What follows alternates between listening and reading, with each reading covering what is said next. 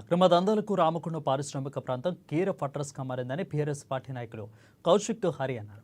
గత కొంతకాలం నుంచి అధికార పార్టీ ఎమ్మెల్యే రాజ్ ఠాకూర్ మక్కాన్ సింగ్ స్థానికంగా ఇసుక, మట్టి, బూడిద అక్రమంగా దందాకు తెరలేపుతున్నారని ఆరోపించారు.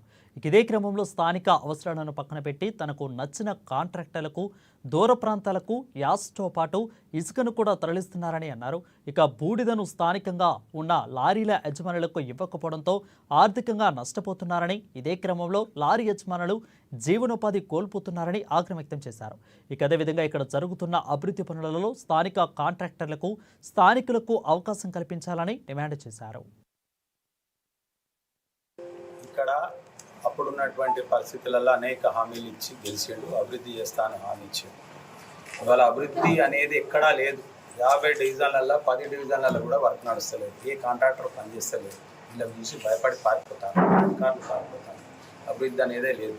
కూలగొడతా ఉన్నారు లక్ష్మీనగర్. ఒక ప్రణాళిక లేదు వీళ్ళ దగ్గర, ఒక బడ్జెట్ లేదు, ఒక డిపిఆర్ లేదు, ఒక పబ్లిక్ హియరింగ్ లేదు. ఒక జనాలలో ఎమ్మెల్యే పోయి కూర్చొని అన్నాడు, మాట్లాడాలి, ఒక చర్చ పెట్టాలి. పెట్టకుండా విచ్చాలు పెడతానంగా ఈ కూలగొట్టే పేరు మీద ఊరందరినీ భయపెట్టుకుంటా ఇసుక అమ్ముకుంటాడు, మట్టి అమ్ముకుంటాడు. మొరుమూర్ల మట్టి ఇంత పెద్ద డంపు ఉన్నది, ₹1,00,00,000 డంపు ఉన్నది. అది ఎప్పుడో పోతుంది. ఓసి 5 మట్టి పోతుంది, దాంట్లో కమిషన్ వస్తుంది. ಅವರು ప్రధానంగా ఇవాళ రాష్ట్ర వ్యాప్తంగా రామగుండం దేనికి ఫేమస్ అంటే బూడిదకు ఫేమస్.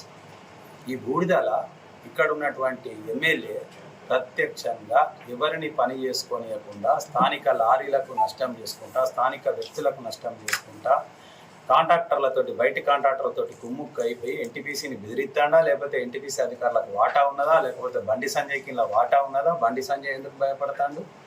అసలు బీజేపీ ఎందుకు కేంద్రంలో భయపడుకుంటే ఇన్ని ఉద్యోగాలు అమ్ముకుంటే వాళ్ళు ఎందుకు మాట్లాడతలేరని మేము పత్రికా విలేకరుల సమస్య ద్వారా మేము మిమ్మల్ని అడుగుతా ఉన్నాం. ఇదంతా ట్రాన్స్పరెన్సీగా నడవడం కోసం స్థానిక లారీలకే టిప్పర్లకు బూడిది కొట్టడానికి అవకాశం ఇవ్వండి. దాంట్లో ఊర్లు ఈ ప్రత్యక్షంగా నరకం అనుభవిస్తున్న ఊర్లకు అవకాశం ఇవ్వండి, స్థానికులకు అవకాశం ఇవ్వండి. అదేవిధంగా నేషనల్ హైవే కొట్టే దూరం పోయే ప్రతి బండి కూడా